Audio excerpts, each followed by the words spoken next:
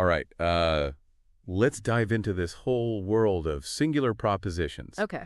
You've brought some excerpts from the Stanford Encyclopedia of Philosophy on this topic, and as a fellow philosopher, you know that Oh, yeah. we're in for a treat here. Absolutely. We're basically asking, can we actually grasp an individual in thought? Mm-hmm. Like, are we talking about Socrates himself? Yeah. Or just some kind of abstract description of him? Right. And it gets into semantics and language and even a bit of metaphysics? It really does. So it's a fascinating topic. Yeah. What's interesting is that even the existence of singular propositions Okay. is something that's debatable. Right. It oils down to this fundamental disagreement between Frege and Russell, Right. two giants in the field. Yeah. Frege and Russell, two very different approaches to how we think about individuals. Absolutely. What was it about Frege's approach that made singular propositions so tricky? Well, Frege, with his ideas of sense and reference, Right. believed that we think about individuals indirectly Okay.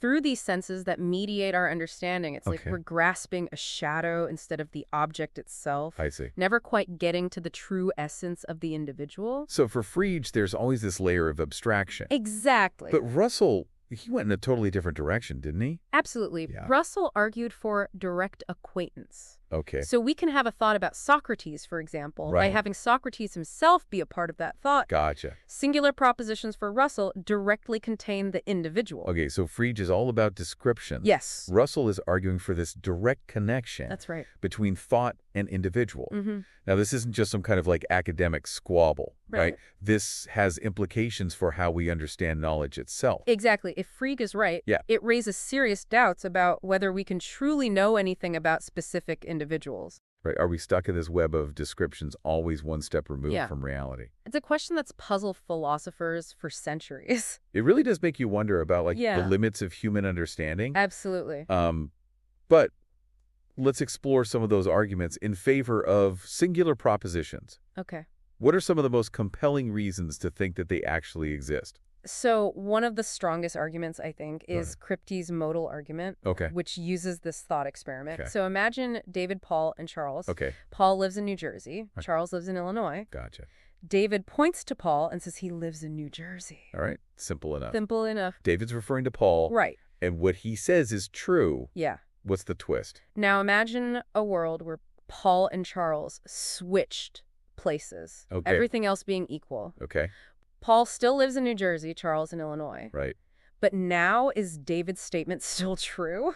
Wait, in that world, David would be pointing at Charles, who lives in Yes. Illinois. So his statement would be false. Exactly. Even though nothing about Paul changed. That's right. But the proposition itself, Right. the one about Paul living in New Jersey, Mm-hmm. remains true in this counterfactual scenario. Okay. Even though David is pointing at someone else. Ah, I see where you're going with this. Yeah. It's like our minds are locked onto Paul himself, Yeah. not just his location at that moment. Right. So the truth of the statement isn't about where he's standing, but about Paul himself. That's right. And where he thinks. Precisely. The modal argument suggests that David's thought isn't tied to any contingent properties of Okay. Paul and like his position. Mhm. Instead, it seems to latch onto Paul himself, Right. making it a singular proposition. That's a powerful point. It is. But I'm guessing not everyone agrees with this interpretation, right? Of course not.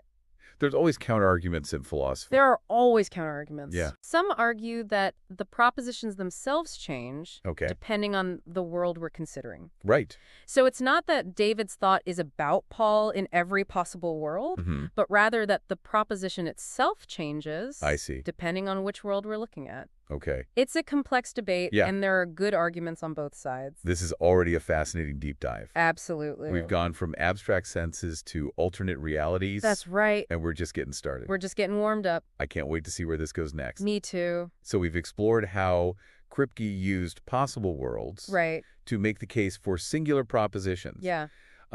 What are some other ways that philosophers have tried Okay. to pin down these elusive thoughts? Well, another fascinating argument comes from the world of indexicals and demonstratives. Okay.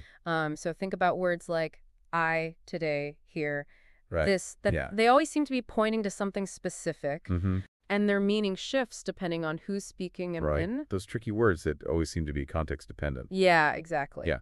How do those fit into the singular propositions puzzle? Philosopher John Perry argues Uh, that a purely descriptive account of language okay. can't fully capture how these words work. Right. He uses a couple of really clever thought experiments to illustrate this. I'm always a fan of a good thought experiment. Oh, yeah.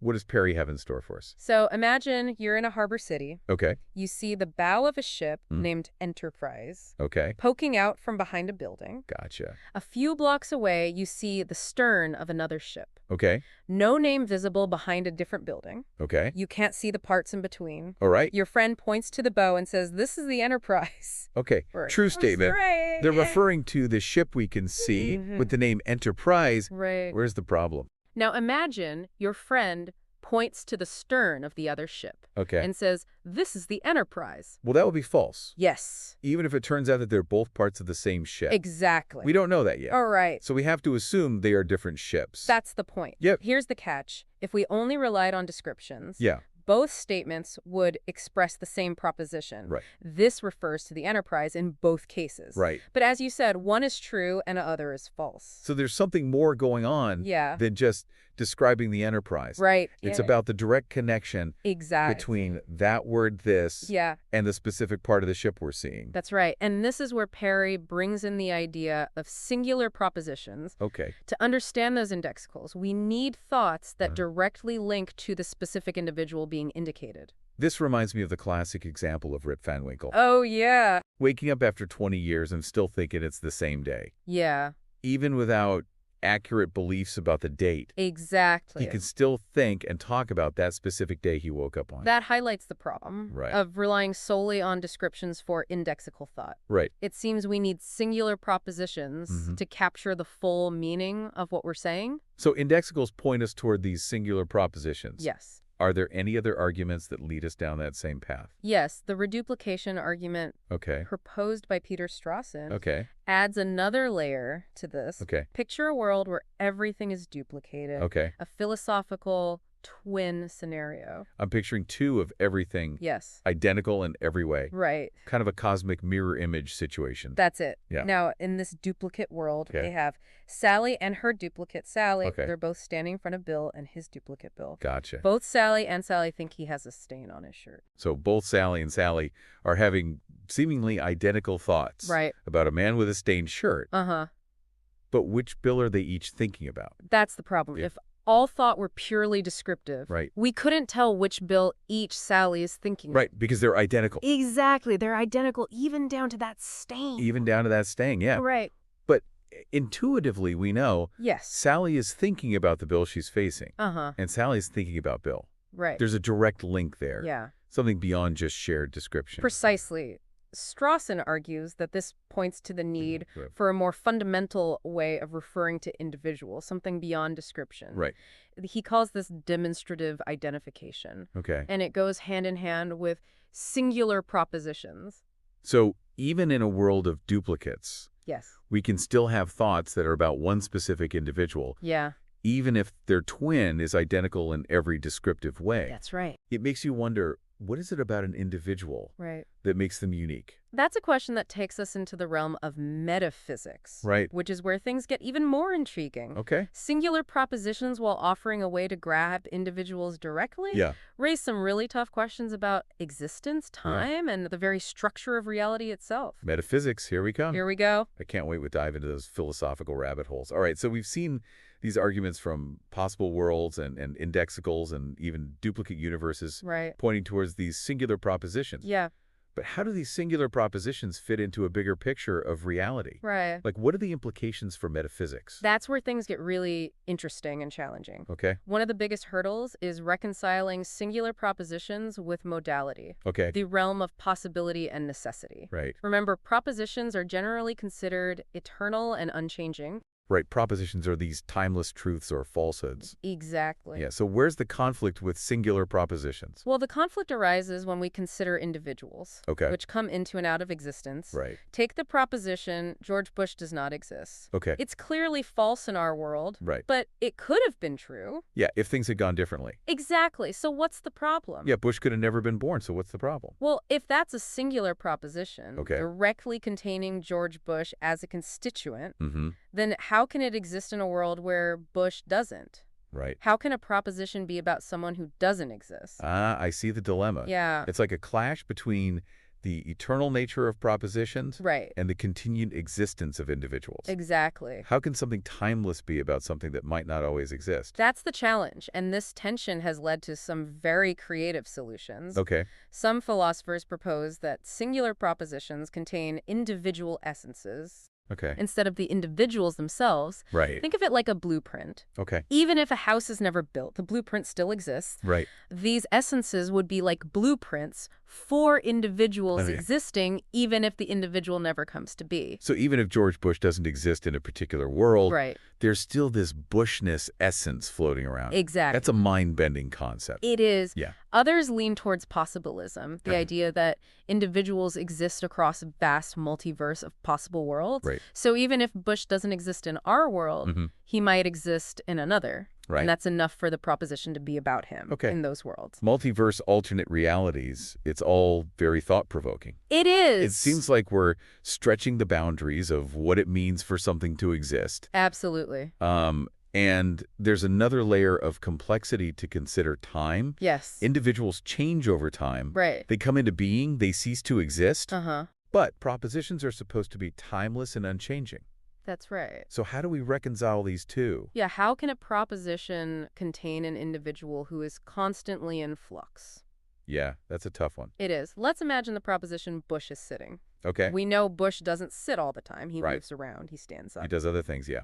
So is the proposition true or false? Well, it seems like it's sometimes true and sometimes false, Right. depending on what Bush is doing at any given moment. Exactly. But that goes against the idea of propositions having a fixed truth value. It does. And this is where philosophers debate between perdurantism and indurantism. Okay. Perdurantists see individuals as made up of temporal parts, like Okay. slices of time, Right. each with its own properties. Gotcha. So Bush sitting refers to a specific temporal slice Okay. where Bush is in fact sitting. So it's not Bush himself that's in the proposition, Right. but a specific snapshot of Bush at a particular time. Exactly. That's a clever way to deal with change within a proposition. It is. Indurantists, on the other hand, Okay. believe individuals are fully present Yep. at each moment of their existence. Mm-hmm. They explain change by saying properties are actually relations to times. Okay. So Bush is sitting really means Bush is sitting at time t. So it's not Bush who is changing, Right. but his relationship to the property of sitting Exactly. that shifts over time. That's right. And for the dynamic relativist, Yeah. it's the true of the proposition itself that changes relative to different times, Yeah, even though the individual and the property remain the same. So many different ways to tackle this puzzle of Oh, change and singular propositions. right. It's like philosophers are building this intricate clockwork Yeah. to understand how individuals exist within the framework of propositions. It really is fascinating. Singular propositions seem simple at first, Right. but they lead us to some of the deepest questions about existence, Yeah. time, and the very fabric of reality. This deep dive has taken us on quite a journey. It has. We started by asking if we can truly grasp individuals in thought, Right.